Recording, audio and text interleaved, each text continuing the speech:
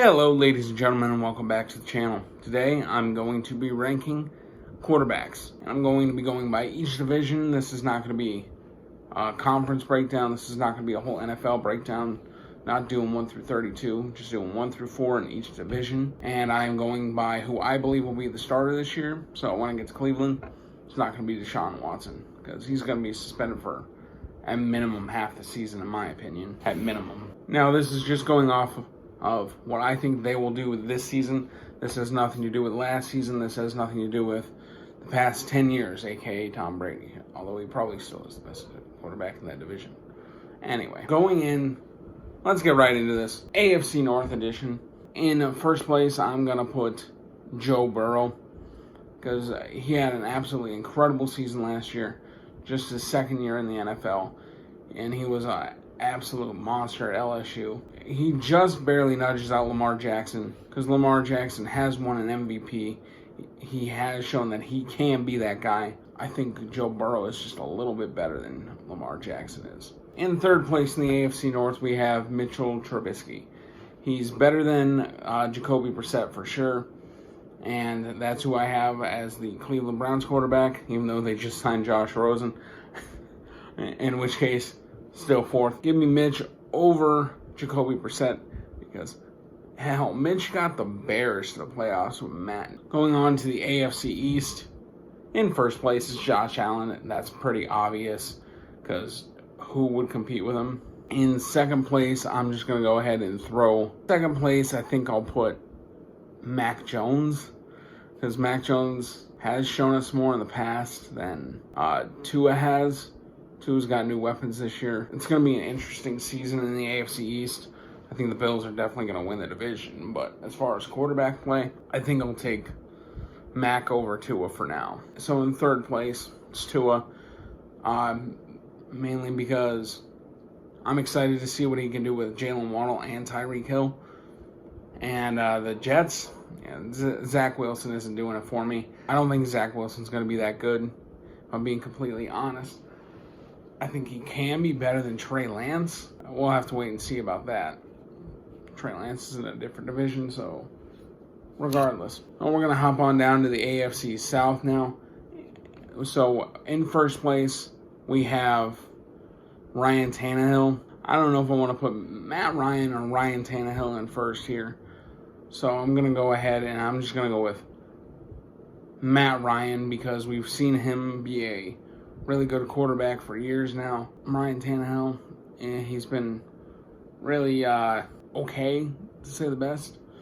He was definitely better than Marcus Mariota, but it's going to be interesting to see what the Titans can do this year now that they've traded away A.J. Brown in the receiving game anyway. Derrick Henry's still going to be Derrick Henry. But as far as Ryan Tannehill in the passing game, it's going to be interesting what we see.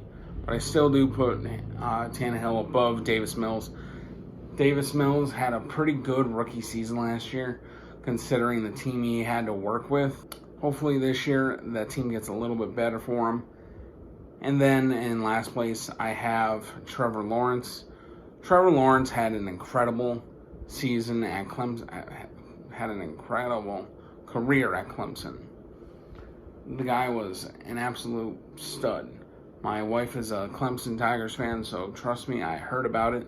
Honestly, last year, I can't believe how bad he did.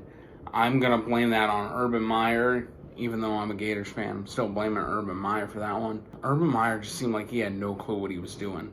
So I really don't blame Trevor Lawrence for struggling with that. But I still have him below Davis Mills until he proves he can do it in the NFL. Because I think he had 12 touchdowns last year? That's horrible. Over to the AFC West, which is definitely the hardest division to rank the quarterbacks. But I think I'm going to go with Patrick Mahomes in first. He's been there. He's done that. He's won an MVP. 50 touchdowns his second year in the league. It's going to be interesting to see him without Tyreek Hill this year. He still has Travis Kelce.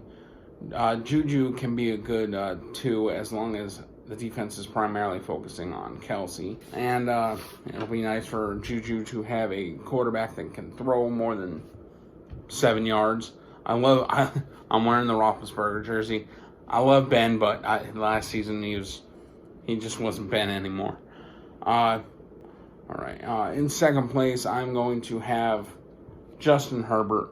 Justin Herbert would be a 1 in a lot of divisions, but unfortunately, he's got the Chiefs and Patrick Mahomes in his division. I think the Chargers are going to be really good this year, and Herbert had a really good season last year. Made Keenan Allen look really good, made Mike Williams look really good.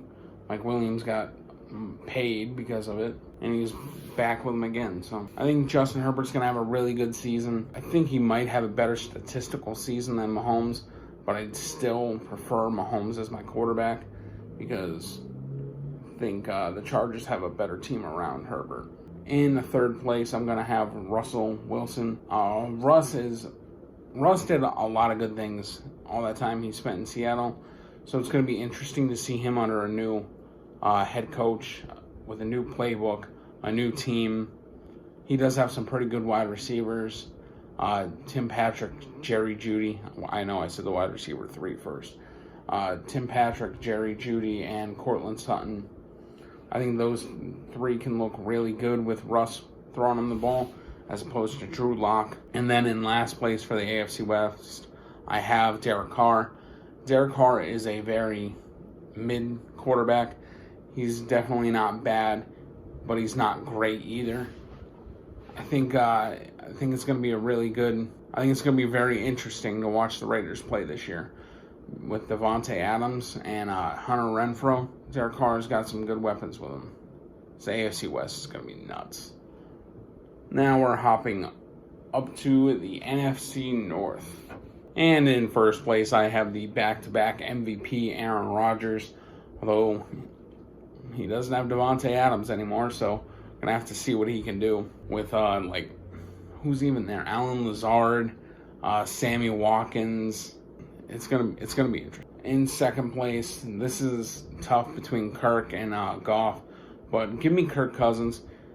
I think he can have a very good statistical season with Jefferson and Thielen, just like he has the past 2 years. Jefferson's gonna be an absolute monster again, so that'll definitely help Kirk look good. Jared Goff is going to be my third place quarterback for the NFC North because, he like Derek Carr, is a very midterm quarterback. So we'll have to see what the Lions can do this year with Amon-Ra, DeAndre Swift, TJ Hawkinson. And then in last place, I have Justin Fields. And Justin Fields was a very good college quarterback.